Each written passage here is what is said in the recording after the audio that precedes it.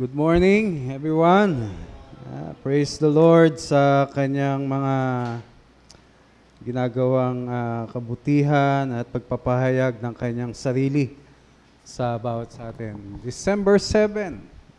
Amen. Di ko sasabing birthday ng asawa ko. And first Sunday of this 12th month ng 2025. Just imagine, isang buwan na lang, then another year will come. And dahil new month of the year, meron tayo yung new theme or topic for the month. And this is all about Thanksgiving. Karapat-dapat po bang purihin at pasalamatan ng Diyos? Do you have something to be thankful for or to be thankful of God sa buhay mo ngayon? Alam mo yung katabi mo, ano yan? Malaking bahagi yan para pasalamatan ng Diyos. Amen? Sabi mo sa katabi mo, I thank the Lord because of your life. Amen? So, alam nyo, mas maganda yung we always see the good things and be thankful sa lahat ng ginagawa ng Diyos sa buhay natin. Our text is in Psalm 100. Ito ay 5 verses lamang. So I suggest na let's read this responsibly. Okay? Ako po yung 1, then kayo yung 2, 3, ako 4, kayo, and 5, sabay-sabay po tayo. Okay, so Psalm 100, verses 1 to 5, the whole chapter. At sabi po dyan, Shout for joy to the Lord, all the earth.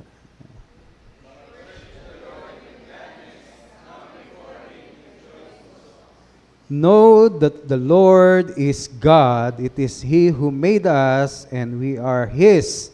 We are His people, the sheep of His pasture.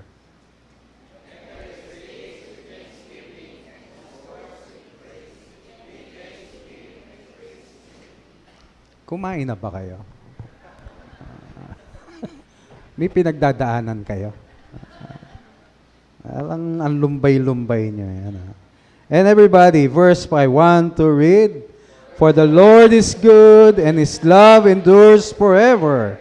His faithfulness continues through all generations. Let's pray. Father God, as we enter sa pagsamba na ito with thanksgiving, we want to be in that inner court, so Lord, where we can have intimacy, a fellowship with you. Kaya Lord, we stay away, Panginoon, sa mga suggestions ng evil spirit. We stay away from all the hindrances in the name of Jesus. We enter into your presence right now.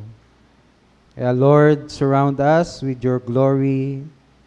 Surround us with your power. Let there be healing. Let there be restoration. Let there be reconciliation.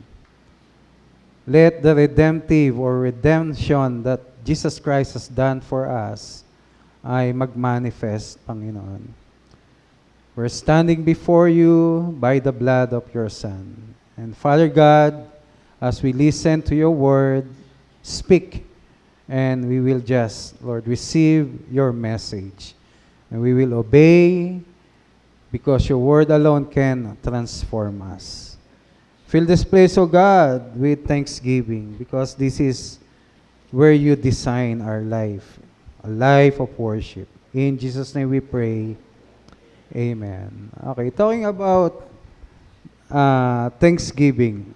I'm sure alam natin yung kantang Give Thanks. Diba? Give thanks with a grateful heart. Give thanks with Hindi, yung bang phrase na yon ay redundant? Sabi doon, give thanks na tapos with grateful heart.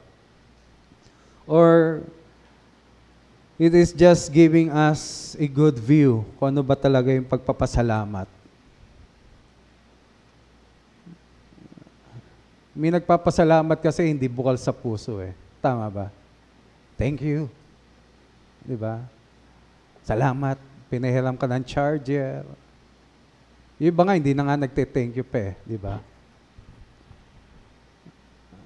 When we give thanks, dapat yung heart natin talaga grateful.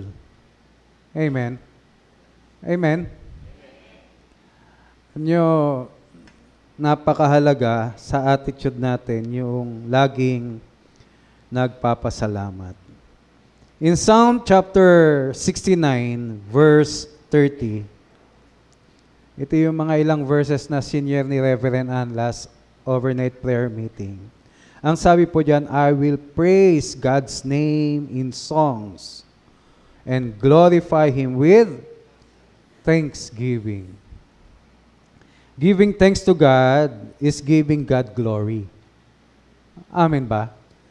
Kapag ikaw ay nagpasalamat sa Panginoon, ibinibigay mo sa Panginoon ang luwalhati. That's why it is so important for us na maging grateful. In 1 Thessalonians chapter 5, 16 to 18, ang sabi diyan, rejoice always, pray continually, give thanks when? 15:30? December? Pag may bonus, 13th month? When you're healthy? When you're upbeat? In all circumstances. Amen. For this is God's will for you in Christ Jesus. Here it is clear that when we acknowledge God's sovereignty, automatically, there's gratefulness in our hearts. Amen. Amen. Kaya ka nakakapagpasalamat sa lahat ng pangyayari sa buhay mo because you know this is the will of God for you in Christ Jesus. And acknowledging that, you are acknowledging the sovereignty of God over your life. Kaya nga, when there's an acknowledgement of God's sovereignty over my will, over my desires, over my wants, over my situation, lalabas yung pagpapasalamat. Lord, salamat po. Because though I'm not feeling well, though I'm down, though I'm not really ma-appreciate yung situation sa paligid ko, because everything else seems not falling to the place I am expecting them to fall, still, I believe you are sovereign, you are in control, and that's why I will still give thanks. For this is your will in Christ Jesus. Amen. Tandaan nyo, hindi naman ho laging maganda ang takbo ng negosyo, hindi laging maganda ang takbo ng panahon para sa atin. Kumbaga sa salitang kanto, sinasabing hindi araw-araw Pasko. Pero sa ganun mang kalalagayan, itinuturo dito ng Biblia sa bawat sa atin na maging mapagpasalamat. And nagiging resulta yon when there's an acknowledgement of God's sovereignty in our life. So giving thanks is giving glory to God. Giving thanks is appreciating that God is sovereign and He's in control, and in all circumstances, that is the will of God for all of us. In 1 Thessalonians, in Colossians chapter 3, 15 and 16, let the peace of Christ rule in your heart, since what? As members of one body, you were called to peace. At ang sabi diyan, and be thankful. Are you thankful? Hallelujah. Let the message of Christ dwell among you richly as you teach and admonish one another with all wisdom through psalms, hymns, songs from the Spirit, singing to God with gratitude in your hearts. Amen. Sabi sa akin nung ako ay nag-handle ng worship team noon, talaga bang kailangan ng MTM? This word came to me as I answered them. Nakita nyo ba? Sabi diyan, the message of Christ dwell among you, how? Richly.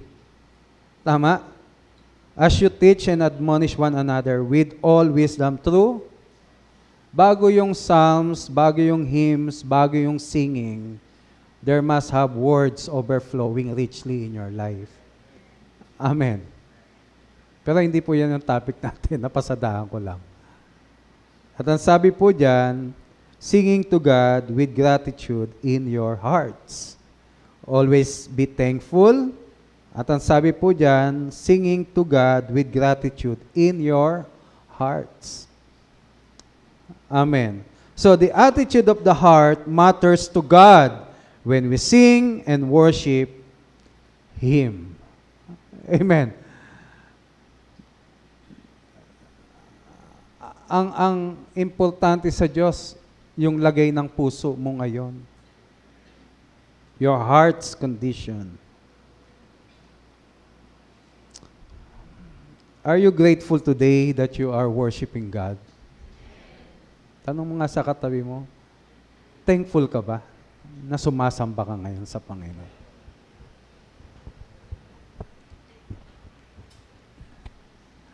Si Mami kasi ginising ako maaga.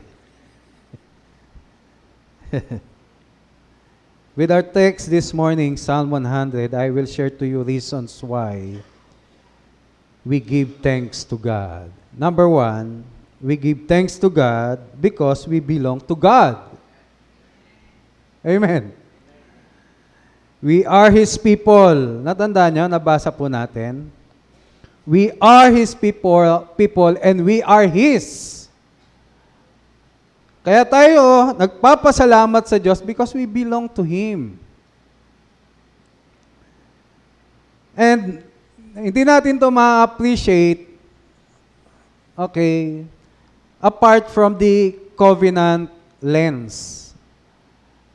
Doon sa lente ng covenant. Pag sinabi ng Biblia that we are God's people and we are His, nakapaloob doon yung tipan ng Diyos. And remember, the covenant community of God, mula nung sila'y inalis doon sa Ehipto, at nag-travel sila doon sa wilderness for 40 years, at na-occupy nila yung land, mayroong espesyal na pagtanaw ang Diyos sa kanyang bayan. Because these are the people whom He redeemed out of slavery. Kaya nga yung dealing ng Diyos sa kanila, very special. Kaya nga doon makikita natin paano sila inalagaan ng Diyos. At doon napatunayan nila na sila ay kabilang saan? Sa Diyos mismo. At yun yung kadahilanan kung bakit itong psalmist, sinasabi niyang, we give thanks, we worship, we enter His gates with thanksgiving and with praise doon sa kanyang courts as we enter because we are His people. Kaya ka natututong magpasalamat sa Diyos, kaya lagi ka nagbabalik ng papuri, pasasalamat, pagsamba sa Diyos, kasi alam mong kabilang ka sa mga pinili ng Diyos. Otherwise, you will not give importance sa mga worship gatherings. Hindi mo bibigyan ng importance yung mga gawain para sa Panginoon. Hindi mo bibigyan ng pansin ng pananalangin, pagbabasa ng Biblia, at paglalaan ng iyong sarili sa paglilingkod sa Panginoon. Because when you see yourself that you really belong to the Lord, then your life, everything that's in it, ibibigay mo sa Panginoon. Alam niyo kung bakit tayo nagiging madamot sa Diyos? Dahil hindi natin nakikita ang lahat ng meron tayo ay kabilang sa Diyos at para sa Diyos. We are His people. We are His. Binigyan po ng pansin. By the way, ang keyword po natin dito is identity. That is our identity. Amen? Our identity is a community of God, a covenant people of God, giving thanks to Him, entering His gates with thanksgiving and His courts with praise. That is your identity. Kung merong identity ang isang mananampalataya, yun yung puso niyang laging nagpapasalamat. Amen? Amen. Hindi yung laging nagrereklamo, hindi yung laging kritiko, hindi yung laging nakikipagchismisan, hindi yung laging Kristiyano o yung Kristiyano na lagi na lang may puna at mga bagay na kanyang dinadala. Ang isang Kristiyano, magaan kasama kasi laging nagpapasalamat. Kaya nga inuna na natin Give thanks in all circumstances because this is the will of God in Christ Jesus. Walang Kristiyanong bitter. Amen? Hindi natin member si Bitter Ocampo. Kilala nyo pa ba yon? Parang kapanahunan ko yun walang nag-react. Hallelujah. Walang Kristiyanong bitter. Amen po ba?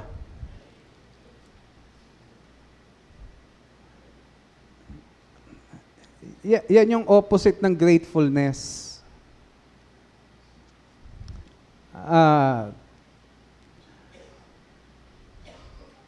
Pag binigyan mo ng regalo ang grateful na tao, gaano man kaliit o kalaki yung pasalubong mo dyan, he or she is very happy.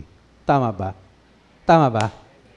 Pero bigyan mo ng regalo yung bitter person, ano sasabihin niya? Ay, ito lang. Ano sasabihin? Bakit hindi katulad nung kanya? Ba't ito lang? Nakikita ninyo? Kaya nga, ang isang mananampalataya, ano man ang kanyang masalubong sa daan, ano man ang kanyang maranasan, lagi siya nagpapasalamat. Dahil nakikita niya yung kanyang buhay, ulitin ko, under the sovereignty of God. And the identity of a believer is always what? Thanksgiving. It is He who made us. Hindi lamang siya creator. We are His people. Hindi lamang siya king. Sheep of His pasture. He is our shepherd also. That's why we belong to God. Kaya tayo nagpapasalamat because you and me belongs to God. Amen. Amen. Ang ganda tatlo yung ipinakita na pagbibigay pansin at diin, that they are indeed a covenant people of God, because God is their creator, God is their king, we are His people, and we are His, ang sabi doon, the sheep of His pasture, a shepherd. Kaya nga doon sa wilderness, they were like sheep under the guidance ng shepherd, si God, who provides for them, who protects for them, who's giving everything for them. God, because He is their shepherd. At kapag pinag-usapan po natin that we say we belong to God, this involves what? Redemption. This involves what? Ownership. Amen. Pansinin niyo, kahit sa kasaysayan ng Israel, paano sila naging sa Diyos? By the blood of the Lamb. Amen. Hindi sila automatically inalis doon, kundi mayroong redemption. And the redemption is through the Passover Lamb. Nakuha niyo po? Ganon din po sa atin. Kaya pagmamay-ari ng Diyos, that's why we belong to God, is because of the redemption that has done through the cross by the blood of Christ. Yun yung dahilan kung bakit siya namatay sa krus ng Kalbaryo. Para tayo makalapit at maging kabilang ulit sa Panginoon. Dati kaaway tayo ng Diyos. Dati kabilang tayo doon sa poot ng Diyos. Pero yung poot ng Diyos na yun, kinuha ni Jesucristo upang tayong hindi karapat-dapat ay mapabilang muli sa mga tinawag at iniligtas ng Diyos. Sa ganoong pananaw, makikita mo na dapat pala tayo lagi magpasalamat. And that's why I told you, if there's one identity or one of the identities na pwede nating masabi sa mananampalataya, siya ay laging nagpapasalamat. This involves purchasing by the blood of Christ. Payment over saan? Sa atin when we were there under the slavery of sin. Purchased by God. Binayaran. Binili ng dugo ni Jesucristo. That is redemption. Pag sinabi sa Bible na redemption, mayroong pagbili, may pagbabayad. We were in the marketplace of sin. Kaya nga may tinatawag na Hebrew term, exagorazo. We were in the marketplace of sin. Hindi ka makakaalis doon because you are slave to sin. Pero there was a time in the history, dumating si Jesus Christ, ibinayad niya yung kanyang buhay para tayo lumaya sa kasalanan. At yung paglaya na yon, dinala tayo doon sa covenant by the blood of Jesus Christ. At nagsasabing, we now belong to Christ. We now belong to God. At yun yung purpose, bakit tayo lagi nagpapasalamat. I mean, that's the reason bakit tayo lagi nagpapasalamat. Amen. Mamayang konti, we will partake the blood and body of Christ. That is our confession. Hindi natin ginagawa yan because first Sunday of the month kasi ito yung ginano. This is our confession. Ito yung pagkakataon that we as a community, we tell God, Lord, we belong to you because you purchased us by the blood of your Son, Jesus Christ. Hindi ka kabilang sa sarili mong plano, sa sarili mong emosyon, sa sarili mong community o sarili mong trabaho, sa iyong sariling yaman. No. Hindi ka kabilang sa iyong kinabukasan. Kabilang ka sa Panginoon. Amen. Hindi ka kabilang sa isang fraternity na meron ka. Hindi ka kabilang sa isang organization na ikaw ay bida. Hindi ka kabilang sa isang ministeryo lamang na ginagawa mo para sa Panginoon. Ikaw ay kabilang sa Diyos. Para sa kanyang sarili. Amen. We belong to God. May purchasing na nangyari. Ephesians 1:17 o 1:7. Ang sabi, in Him we have redemption through His blood, the forgiveness of sins, in accordance with the riches of what? God's grace. Amen. 1 Peter 1:18 and 19. For you know that it was not with perishable things, such as silver or gold, that you were redeemed from the empty way of life handed down to you from your ancestors, but with the precious blood of Christ, a lamb without blemish or defect. Amen. Pag sinabi natin we belong to God, it involves redemption. And when we say that we belong to God, overflowing yung thanksgiving. Amen. Yung iniligtas ka nga lang ng Panginoon na dapat ikaw ay papuntang impyerno, sapat na yon para lagi mo siyang pasalamatan. Yung pinakamalaking problema mo, that is the condemnation doon sa hell, ay sinulusyonan na ng Panginoon. Sapat na yon na sa bawat araw, bawat sandali, magpasalamat ka sa Panginoon. Amen. So we give thanks because we belong to God. Number 2, we give thanks because we know God. Amen. True worship flows from the correct knowledge of God. True worship flows from correct knowledge of God.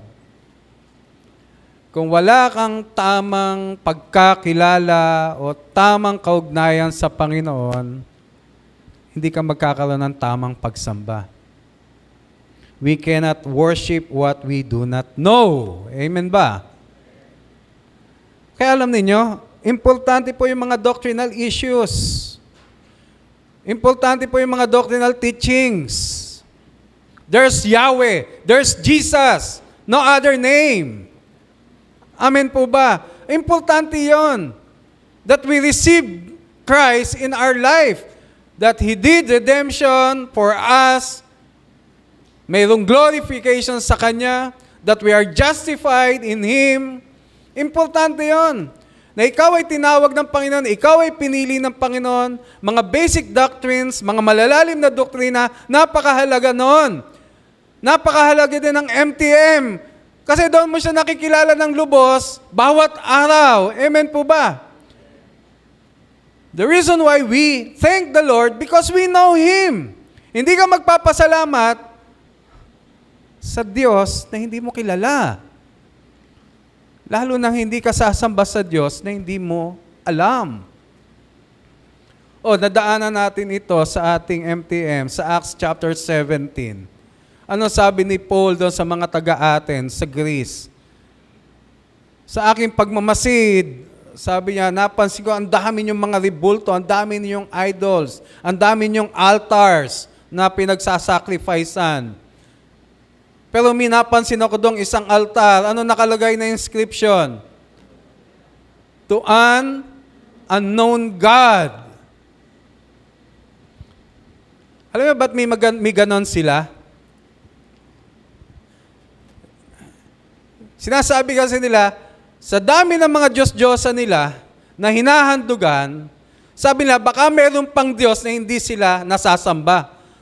So ayaw nilang ma-offend yung Diyos na yon na hindi kabilang doon sa mga pinaglalagay nila. Kaya nalagay doon, to an unknown God. Kung hindi ka man namin na ilagay dito, huwag kang magalit. Merong altar para sa iyo. Ang tawag doon, random worship. Alatsambang worship. Pagsamba sa Diyos na hindi mo kilala. And I believe hindi ka tanggap-tanggap sa Diyos yon. Amen. Kaya nga, this is a challenge for you and me right now. Gaano mo kakilala ang Diyos? Kasi kung kilala mo ang Diyos, mag-overflow talaga yung pagpapasalamat sa Kanya.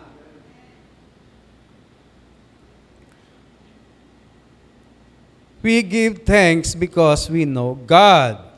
The more we know God, the more we become grateful to God. Anong sabi po dyan? Know the Lord. Amen. Know the Lord is God, ang sabi po.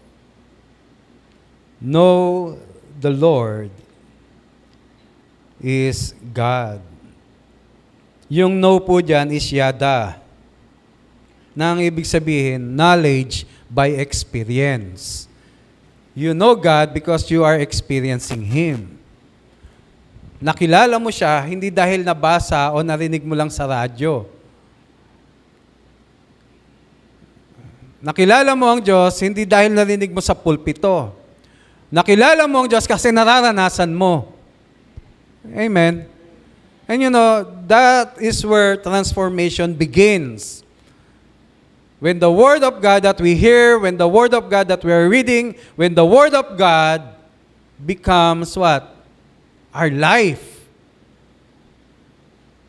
When the God of the Bible becomes our God na na-experience natin sa buhay. Amen po ba? Kaya it's not just profession that you are Christian. It's not just profession na sinasabi, praise the Lord, praise the Lord. Hindi lahat na nagsasabing praise the Lord, tinatanggap ng Lord. Amen.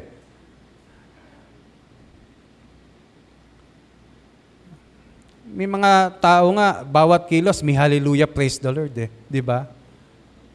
Paakyat ng hagdan, pag-upo niya, hallelujah, praise the Lord. May ganon eh. Natalisod, madadap, hallelujah, praise the Lord.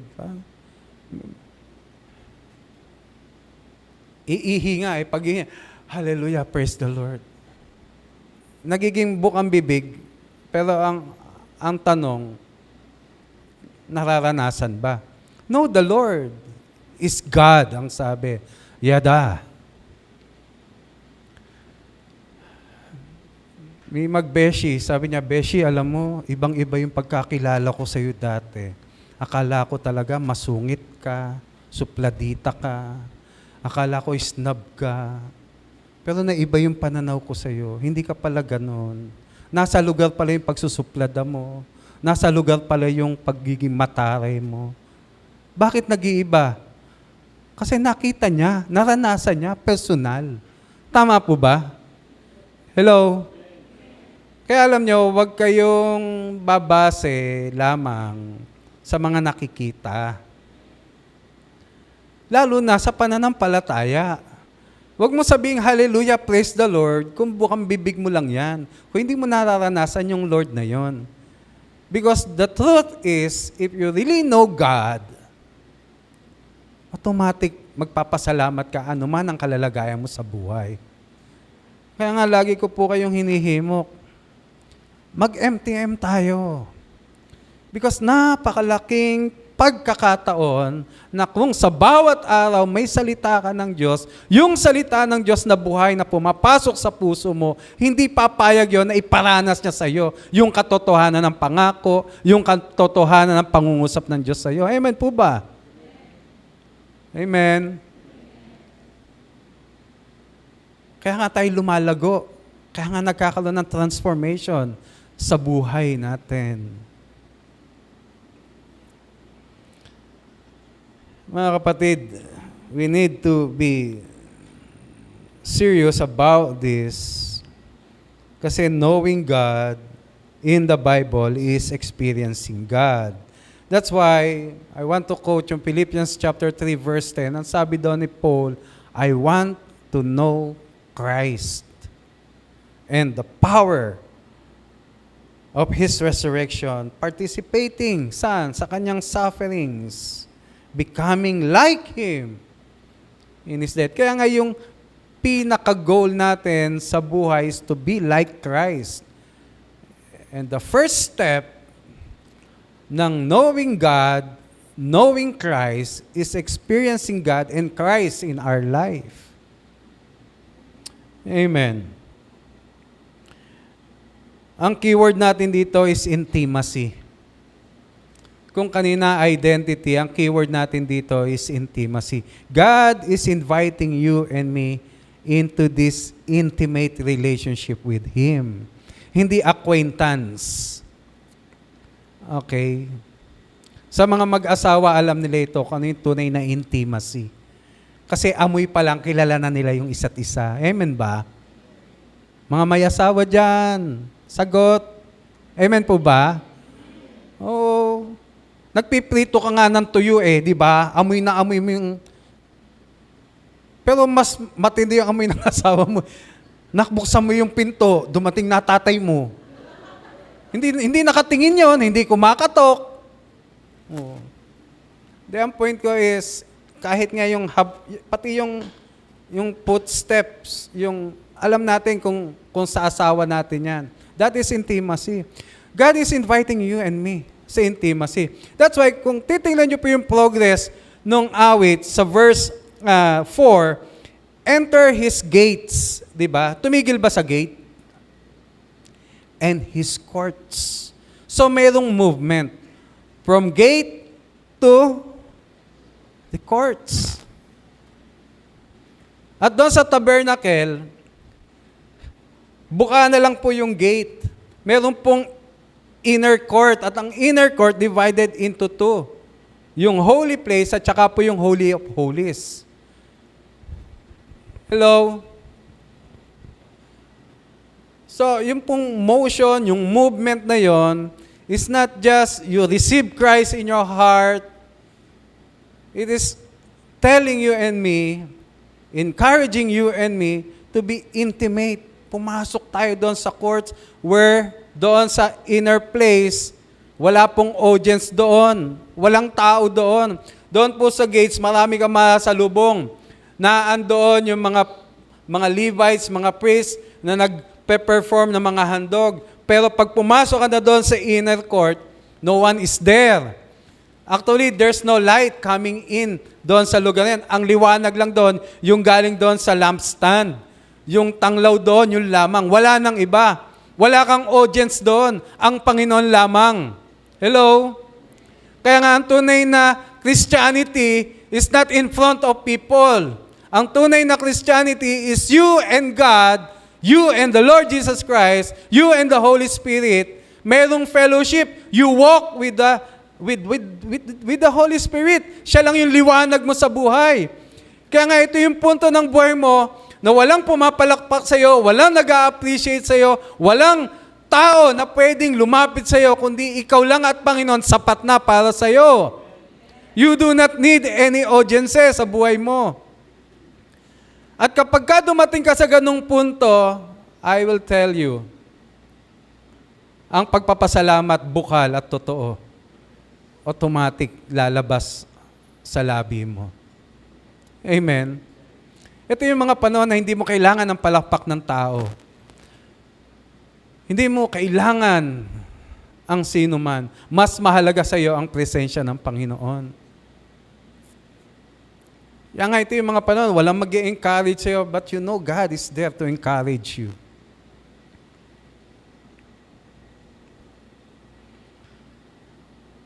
Enter His gates. At ang sabi yan, His courts also. Mga kapatid, huwag tayong tumigil sa gate. This is an invitation for you and me sa intimacy with God. Worship is relational. And worship is what? Getting deeper and deeper and deeper. Do not stop at the gate. Enter also the courts with praise. We turn our thanksgiving doon sa gates into praises, saan? Doon sa courts, until we are all overwhelmed with the glorious presence of God. Amen. So we give thanks because we know God. Amen. Lastly, we give thanks because we are created to worship God. Psalm 100 verse 3, anong sabi? It's very clear. Know that the Lord is God. It is He who made us. Kung ikaw man ay nag-i-exist sa mundo, hindi ka nag-i-exist lamang para sa pamilya mo, para sa kinabukasan mo, para sa mga nais mong gawin sa buhay mo. Nag-i-exist ka para sa Panginoon. It is He who made us. Kaya nga napakahalaga to know your purpose. What is your purpose? Kaya bago tayo dumating sa himlayan, dapat nagampanan natin at natukoy natin yung purpose natin sa buhay. Know that the Lord is God. It is He who made us. We are His people, ang sabi. The sheep of His pasture. God created you and me to worship Him. Kung meron tayong DNA, ang DNA natin worship. Amen po ba? We are all designed to worship God always. This is our life. Ito yung buhay natin. You cannot live without worshiping God. Amen. Subukan mo, alisin mo yung isda sa tubig. Anong mangyayari? Hello? Alisin mong isda. Mamamatay. Alisin mo ang worship sa buhay mo. You will die. Amen. Kasi yun yung disenyo ng buhay mo. That's how God designed your life. Worship. Kaya nga doon sa pagsamba niyo, marirealize mo, Lord, you are worthy sa lahat ng aking pagpapasalamat. Talagang karapat dapat ka na pasalamatan. God created us to worship. Napakahalaga ng pagsamba. At ang worship, hindi lang yung ganitong Sunday. Amen? Pansinin po ninyo, verse 2. Tingnan ninyo. Sa NIV, ang sabi, worship the Lord with gladness. King James. Tingnan niyo yung worship. Worship ba? Ano nakalagay? Serve.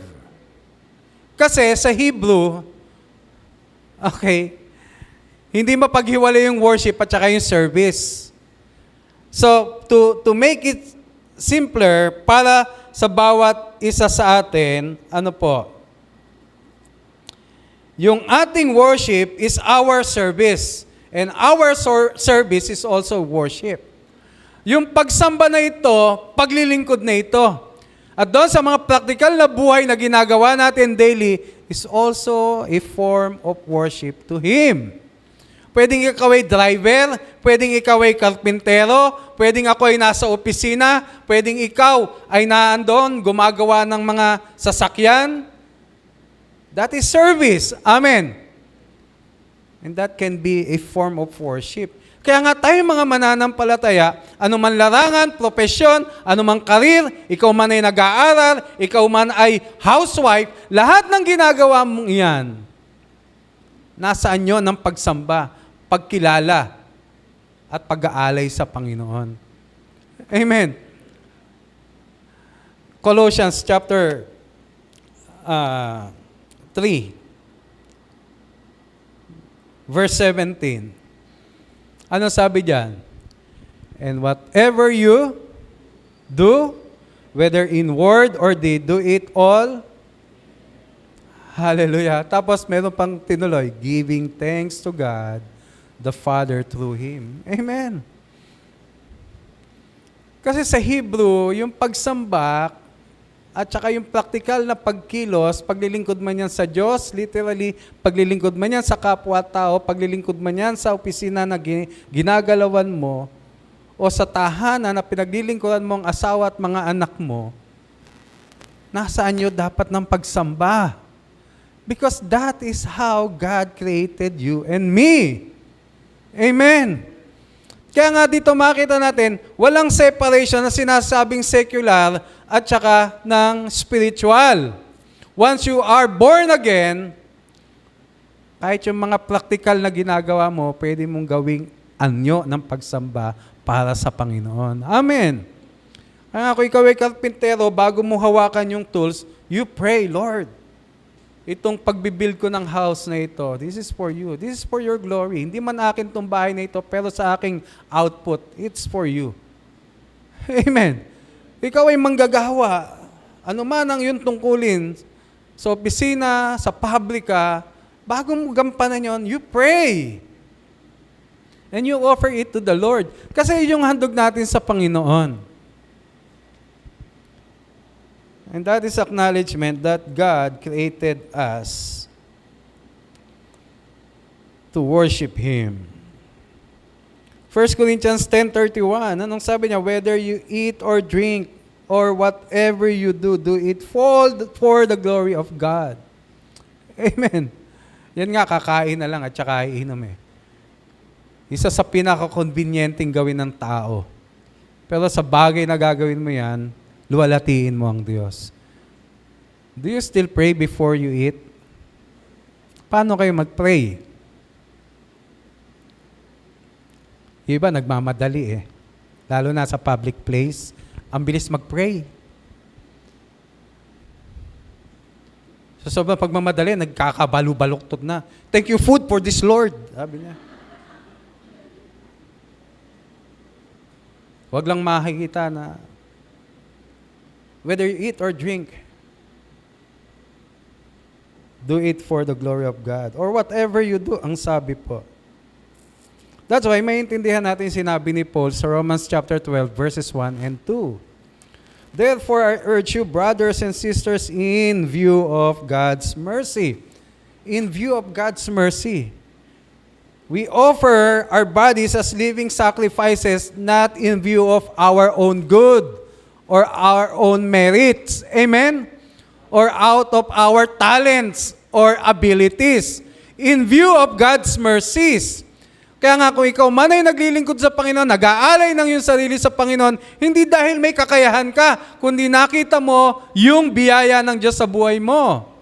In view of God's mercies, offer your bodies as living sacrifice, holy and pleasing to God. This is your true worship and proper worship. Sa Old Testament, lahat ng pagsamba, lahat ng iniaalay sa altar, pinapatay. Pero sa New Testament, lahat ng iniaalay sa altar, buhay na buhay. Amen po ba? Kaya nga sabi diyan, do not conform to the pattern of this world, but be transformed by the renewing of your mind. Then you will be able to test and approve what God's will is, His good, pleasing, and perfect will. Amen. So maintindihan natin na ako pala at ikaw bilang mananampalataya created to worship Him, whether here in the church or in your employment or workplaces or in your houses. Ang output dapat natin is worship. And that leads us doon sa attitude of thanksgiving. Nasasabi mo, Lord, salamat po. Dahil kahit ganito po yung aking buhay noon, dahil kahit ako po'y namumuhay sa kasalanan na yon, ako po'y tinawag mo, ako'y inilaan mo sa bagong buhay. At ngayon, kung ako man ay naglilingkod sa aking kapwa-tao, o may naglilingkod sa iglesia at katawan mo, this is for your glory, and this is an act of worship. Amen. So, to sum up everything, mga kapatid, ito ang buhay natin. Maging mapagpasalamat. Last OPM, hindi po kami pinag-pray to ask God for anything. Kundi yung content ng prayer ay prayer ng lahat ng gusto mong ipagpasalamat sa Panginoon. Bago po ako lumuhod, I thought maiksi lang yung panalangin ko. Pero as I pray, hindi maubos-ubos lahat ng aking pasasalamat. Subukan niyo po na wala kang hihilingin sa Panginoon, kundi magpasalamat lamang. Hahaba panalangin mo. Hahaba ang prayers mo. Because the Holy Spirit will keep on reminding you, bubunutin niya isa-isa lahat at ilalagay sa puso mo yung mga bagay na dapat mong ipagpasalamat sa Panginoon. At ito yung maganda. Kapag nasanay tayo sa ganitong bagay, alam mo, magiging positibo pananaw mo sa buhay. Magkakaroon ng blockage saan? Doon sa mga negatibong kaisipan. Kundi lahat ay magiging positibo dahil ang udyok ng banal na Espiritu ay alin? Kapayapaan ng puso, kagalakan ng buhay. And this is the kingdom of God, sabi sa Romans.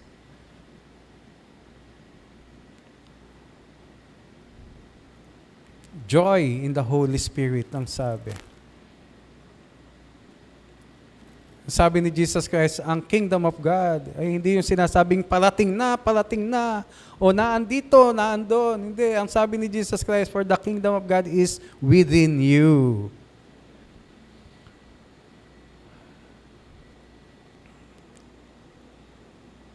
So, mga kapatid, before this year ends, this is my suggestion. I-review mo ang buhay mo this year. At kung kaya mo isulat, lahat ng mga gusto mo ipagpasalamat, palagay ko, kukulangin na isang papel. To itemize all these prayers or thanksgiving. Then you pray. Lord, pumasa ako. Ito yung panahon na hindi ako nag-aral. Lord, nagkabigas kami. Kadadating nga lang ng isang bigas, meron na naman. Bigas-gas na. Lord, may kapatid nagbigay sa amin ito. Di ba? Lord, yung anak ko, may sakit. Dadali na dapat sa ospital, pero in an instant, you healed him. Lord, nagkasama kami ng loob ng asawa ko. Maglalayas na nga ako. Yung tatay ang lumayas eh. Pero Lord, inayos mo lahat, di ba? Start itemizing. I-enumerate mo isa-isa. Marami kang dapat ipagpasalamat sa Panginoon. Alam niyo, kung i-develop natin ito, kahit yung pagtingin mo sa kapwa-tao mo, hindi ka na magiging negatibo. Marirealize mo, Lord, this person na for me is a hard person, siya pala yung dapat ko ding ipagpasalamat kasi inilagay mo siya sa buhay ko. And that person is my husband, sabi. No, joke lang po. Amen. So mga kapatid, we give thanks because we belong to God. That is our identity. We give thanks because we know God. And I tell you, it depends how intimate you are with God. So, ini-invite niya tayo. Hindi lamang sa gate, kundi doon sa courts. Then we give thanks because we are created to worship God. Ang keyword dito, intentional. Intentional. So let's be intentional. Yung pag-worship natin, intentional po yan. Amen po ba? Gumigising ka na maaga kasi you intend to worship God. Kagabi, namlansya ka na isusot mo kasi meron kang intention na sumamba. Amen po ba? Naghahandog ka sa Panginoon kasi intention mo maghandog sa Panginoon. Mag-offering, magbigay para sa Panginoon. Amen po ba? Yung mga kababayan nga, naghanda ng sayaw yan para mamaya. Sasayaw nga po ba? Because you intend to do it and translate it into worship, I believe marami sila mapagpapala. Amen? So mga kapatid, let's be intentional pagdating sa pagsamba. Let's pray.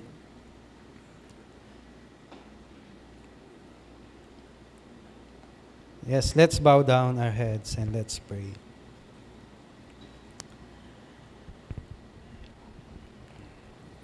We are His people.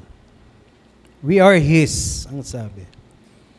Una kapatid, gusto kong sabihin sa iyo, hindi ka kabilang sa mundo. You do not even belong to yourself. You belong to God.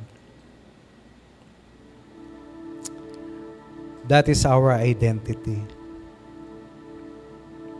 Hallelujah. Kapatid, do not stop at the gate. Enter in to that place where no one sees you, when there's no audience except God, into that intimacy. Yes, God is inviting you to be intimate with Him. Hindi yung maging familiar ka lang. Kung hindi talagang your heart, your life, your thoughts, focus sa Panginoon. This is why we worship Him. We know Him.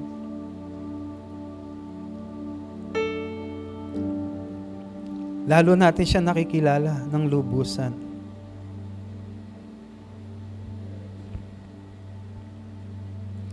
And I would like to tell you, we are created to worship Him. Kaya lagi nandun yung intent natin, yung intention to worship God. Minsan nga alam natin kahit may hadlang, di ba? We still pursue, we still continue.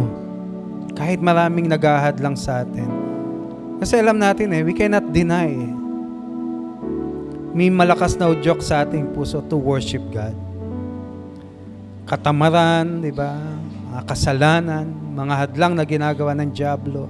Na-overcome natin yun kasi may malakas na udyok from within. We need to worship God. Not only during Sundays, every day.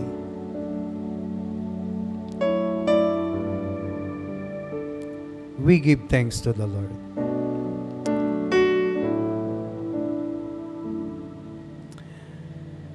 Father God, we thank you for your word this morning.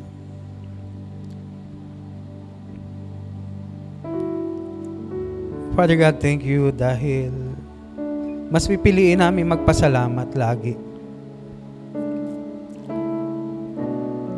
Mas pipiliin namin na bumukal sa puso namin ang pasasalamat sa iyo. Dahil you are sovereign God. We are yours. Covenant community. Na kami ay binayaran ng dugo ng iyong bugtong na anak na si Kristo Jesus. Kaya o Diyos, salamat po sa inyo. Oh, hallelujah. Hallelujah. Father, we thank you. Napakabuti mo, Panginoon, sa amin. Kapatid, pwede mo bang purihin, pasalamatan ng Diyos ngayon? Can you open up your mouth and pray a prayer of thanksgiving? Hallelujah. Yes, Lord, oh God, Father, thank you sa aking asawa. Thank you sa aking anak. Thank you sa iglesia, mga kapatiran. Thank you sa buhay po nila, Panginoon. Salamat, Panginoon, sa kalusugan, sa lakas ng pangangatawan. Salamat sa provision. Salamat dahil may mga panggastos kahit na minsan ay naalangan at nakukulangan. Pero hindi ka po nabibigo, Panginoon, na mag-provide for me. Oh Lord, thank you, God. Oh Father God, indeed, you are worthy. You deserve, Lord, yung aking papuri, aking pasasalamat. Hallelujah. Yes, kapatid, pasalamatan mo ang Panginoon ngayon. Saan mo ang puso mo? Salamatan mo ang Panginoon. Yes. Hallelujah. Oh, Father God, you are faithful. Yes, so God. Lord, salamat. Dahil hanggang ngayon, nakatayo ako, nakatindig, Lord. Salamat po sa kagalingan, sa katugunan ng panalangin. Lord, salamat po, Panginoon, sa ministeryo na ito. Thank you, God, for bringing me in this community of believers. Oh God, Father, thank you po, Panginoon, sa mga karanasan ko. Panginoon, mula pa ng bata ako, Panginoon. Lord, salamat, Panginoon. Nagdaling po yung grades ng aming anak. Lord, salamat. Pulihin ka, O Diyos. Pakabuti mo, Lord, O God. Thank you, O Father God. You are indeed faithful to me. Hallelujah. Oh, hallelujah. Yes, oh Lord, oh Father God. Yes, Lord Jesus. Yes, Lord Jesus, oh Father God, Lord Jesus. Give thanks with a grateful heart. Give thanks to the Holy One. Give thanks because He's given Jesus Christ, His Son. Oh, give thanks to Lord. Hallelujah. With a grateful heart, give thanks to the Holy One. Give thanks because He's given Jesus Christ, His Son.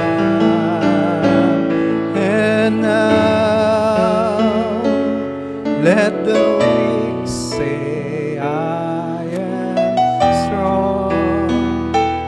Let the poor say, I am rich because of what the Lord has done for us now. And now let the weak say, I am strong. Let the poor say, I am rich because of what the Lord has done for us. Give thanks. Give thanks. Once again, let's sing the song.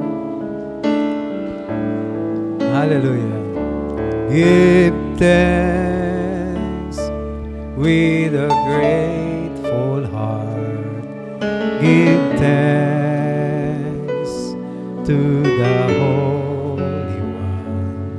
Give thanks because He's given Jesus Christ, His Son. Once again, give thanks. Hallelujah.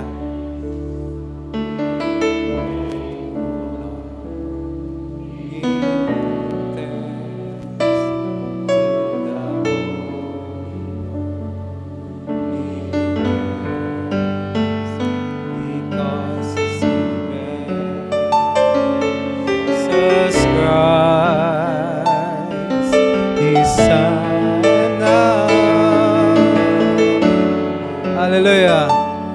Let the weak say, I am strong. Let the poor say, I am rich. Hallelujah. Because of what the Lord has done for us again and now. Let the weak say, I am strong. Hallelujah. Let the poor say, I am rich. Hallelujah.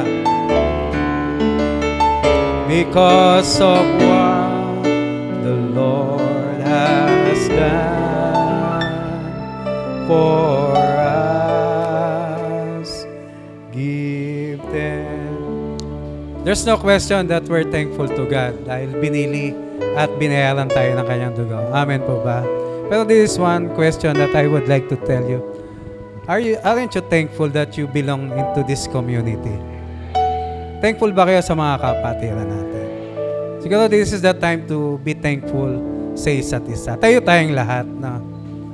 Of course, we will be doing this as telling God, Lord, thank you because I belong to this community. Lord, thank you because I have this brother and sister with me. Amen. So this time, as we sing, pwede kang pumunta sa kapatid mo. I don't know kung gaano kadami. Yakapin mo siya, pasalamatan mo siya. I thank the Lord for your life. Okay, move out from your chair. This is real fellowship. Amen. And this is how we appreciate God putting us in this community. Okay, let's go. Hallelujah.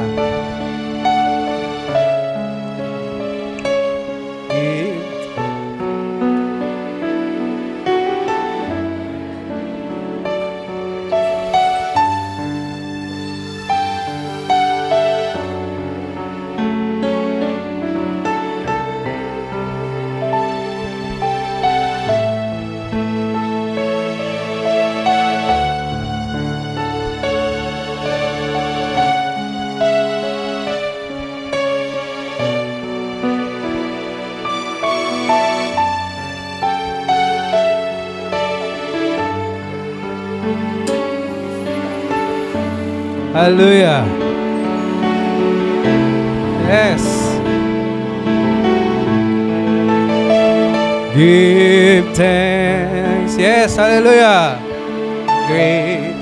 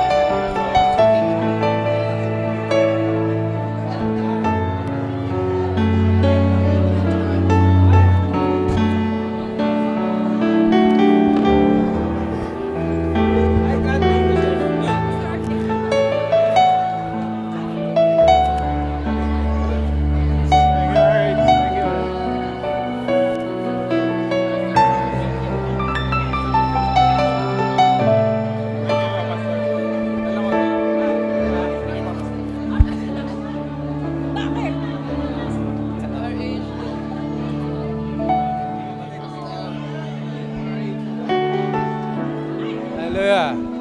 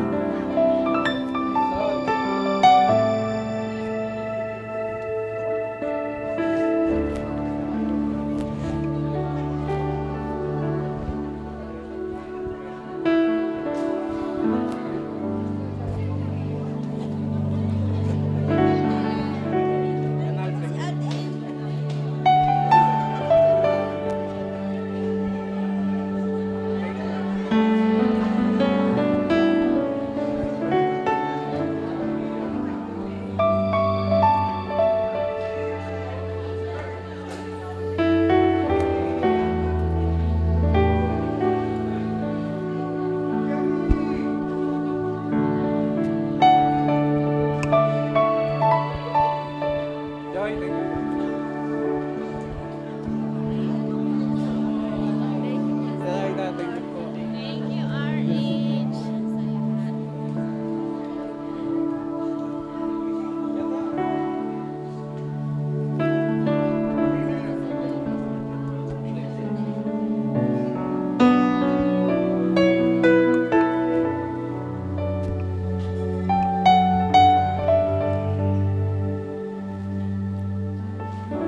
Hallelujah.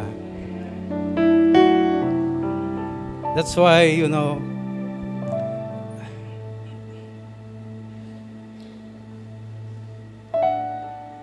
there is strength in thanksgiving. Ano ho? And there's always strength sa tunay na fellowship. There are so many times I would like to admit to you na kino-question ko ang Panginoon why I am here. Pero the Lord will always lead me to His Word. At I don't know if you're strengthened now, not just by the Word but by experiencing the love ng community. Tama po ba? So that's why it's not about our weakness. It's not about our failures. It's not about the expectations na nag-fail. It's all about lagi, doon sa ginagawa ng Diyos sa atin. And the atmosphere, kahit sa loob ng tahanan, dapat ginagawa natin ito. Na mga nanay, instead na sermonan ng mga anak, maganda yung may opportunity rin tayo to appreciate yung mga little victories na meron yung mga anak natin. Instead of criticizing, instead of pulling down each other, napakahalaga na lagi nating binubuhay yung pag-asa natin sa isa't isa at pagmamahal natin sa isa't isa. Amen? Okay, once again, let's sing the song. Then we will also prepare ourselves for receiving the Lord's Supper. Give thanks. Give thanks with a grateful heart. Give thanks to the Holy One. Give thanks because He's given Jesus Christ, His Son. Give thanks. Yes, Lord, with a grateful heart. Give thanks to the Holy One. Give thanks because He's given Jesus Christ, His Son. And now, let the weak say, I'm strong. Hallelujah. Hallelujah. Let the poor say, I am rich in Christ. Hallelujah. Because of what the Lord has done for I. And now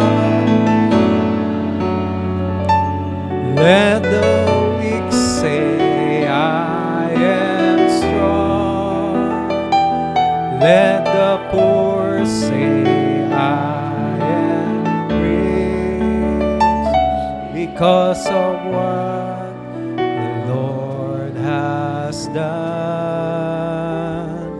for us. Give thanks. Give thanks.